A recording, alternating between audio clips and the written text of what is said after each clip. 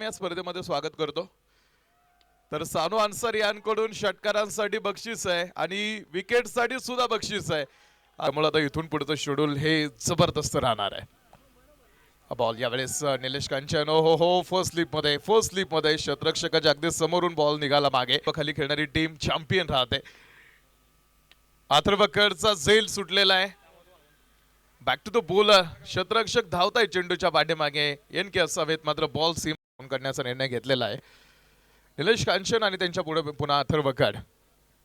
हा बॉल यावेळेस विरुद्ध दिशेने, चेंडू प्रॉपर टायमिंग आणि असा आता इथून पुढचा खेळ किंवा तो ट्रॅक, तो पॅटर्न तुम्हाला सेट करावा लागेल, त्याचा फायदा पुढे होईल। स्क्वेअर लेग मध्ये अंदाज नाही या चेंडूचा घेण्यासाठी करतोय, त्यामुळे त्यांचं सुद्धा विशेष कौतुक अंपायरच्या स्पर्धेसाठी।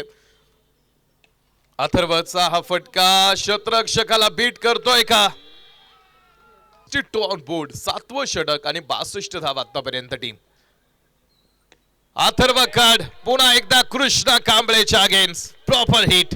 बघितलं होतं की सांगितलं होतं या दोन खेळांवरती निर्भर आहे की तुम्ही किती टोटल उभा करणार। अथर्वकड पुन्हा एकदा विरुद्ध दिशेने हा चेंडू